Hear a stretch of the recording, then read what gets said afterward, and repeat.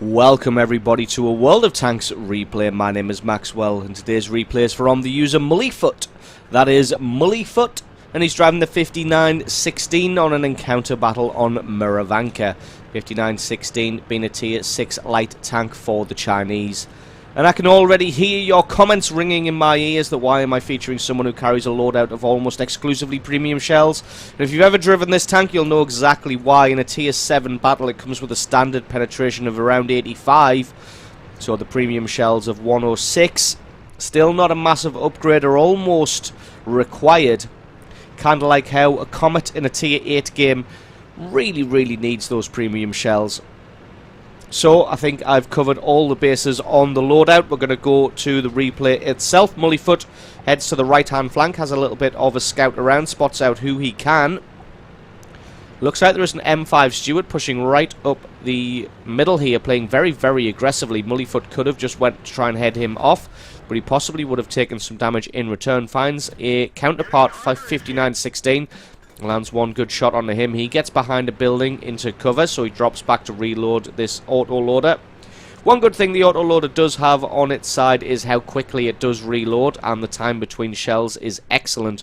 Unfortunately, you're going to have a very hard time actually penetrating and damaging anything. Trying to hit this 5916 without hitting the MT25 as well. One more shot should be all it takes, and he takes it indeed to eliminate the 5916. That leaves him with 4 standard shells left. This thing doesn't carry very much ammunition, so you really have to use it as a spotter or a flanker. You really should only fire if you know you're going to land the shot and do some damage, which means this thing is really a close range tank. Shouldn't really be brawling at a distance. Fires one shot at the AMX and doesn't quite land, loses almost half of his hit points.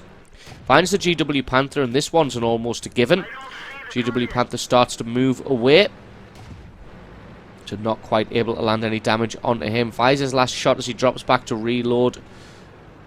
Now he's going to try and make a move, trying to lure this AMX into coming out or taking his shot. Looks like the AMX is looking elsewhere. Puts one good shot through his turret. Didn't quite penetrate with the second one there. He's just playing it very carefully here. Although they have more numbers on this right-hand side, Mullyfoot can't go up against the AMX on his own. So the AMX takes out the T25-2. Allies not doing particularly well so far in this one, losing 6 kills to 4. The enemy team has put some tanks into that cap circle. As you can see, there is 3 or more tanks in there. Now only 2. Mullyfoot going to come in from the side to see what he can do. Even if he can't get damage onto them, at least he can try and keep them spotted for his allies. Finds a KV-1S.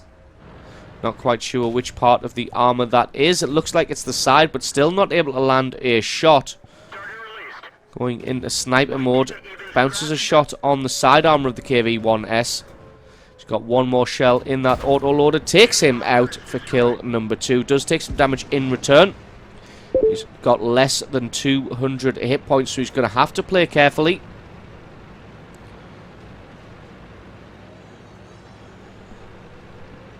Now he's going to flank around and finds a Nashorn, but the Nashorn's looking in this direction. And as he was backing off, that one just bounced against the front plate, so that was very lucky from Mullyfoot there not to take a killing blow from that Nashorn. Looks like as he was backing off down the hill, the Nashorn was focused on the upper plate. And the super sharp angle just bounced that one. Let's see if he can catch the Nashorn out in the open. Gets another bit of damage onto him and then drops back. Nashorn fires, but that one hits the dirt. Nashorn's one of those tanks that the 5916 can at least damage. Keeps him spotted, and the SU-152 just obliterates him. There's a Jagdpanzer 4 in the background there. Gets a nice shot through the side as he tries to take up position behind the building. Looks like the Allies have done a great job of coming back here. They have now taken the lead at 10 kills to 9. And they've got some tanks in and around the cap circle. The guys are pushing in from the south. Looks like the Panther is pushing in on the SU-14-1 in the north. So Mullyfoot decides to switch his attention up to that area. Can't quite see the Panther. The Panther's got a lot of hit points here. So he's going to have to try and catch him side on. If he can't, then he's not really going to be able to damage the Panther. Gun takes an age to aim. Lands one good shot through the side, possibly a second, maybe a third. Probably won't land any of the next ones that he fires, but fire he does. Still got 20 rounds. This game is all even now, 10 kills to 10. The SU-152 still in the cap circle, the Wolverine not. And this Panther is probably going to come straight through the centre. There's a stir a mill in the south there. Looks like he may push forward. Mullyfoot just going to leave the Panther to his own devices for now, as it's going to be a while until he rejoins the battle, and hopefully the Wolverine and the SU are going to be able to do something about that. The stir mill is on the right hand side, trying to get some hits onto somebody in the background there. He's able to come at the stir mill from the rear. Lands two good shots, a third. He may not have the alpha to take him out here. It looks like he's going to have to go for a reload. The stir mill is trying to traverse all the way around to get a shot onto him, but it looks like he isn't quite able to do anything just yet. Wasn't quite quick enough, and Mullyfoot was able to give him the runaround. Still got to be careful, because this Panther is going to be coming in from somewhere, and we're not quite sure where. Looks like some artillery shells still landing. Panther's on the left-hand side there. Got to be careful using the buildings as cover. Doesn't have the hit points to be able to take much from the Panther. Going to move into the south now to maybe try and link up with this Black Prince as the stir mill takes out the Wolverine. Going to stop and fully aim on this GW Panther now, as taking him out is going to be very, very important, so they eliminate him pretty quickly. That's kill number 3. Going to reload his gun while this Panther comes around the corner. Doesn't have much support, this Panther. Able to take out his track, which is absolutely fantastic, as he's able to get shots through his lower plate and side armour. Black Prince able to do some damage as well. Mullyfoot takes him out for kill number 4, and that just leaves a stir mill in this M41. His gun is fully reloaded, has 6 shells in the chamber.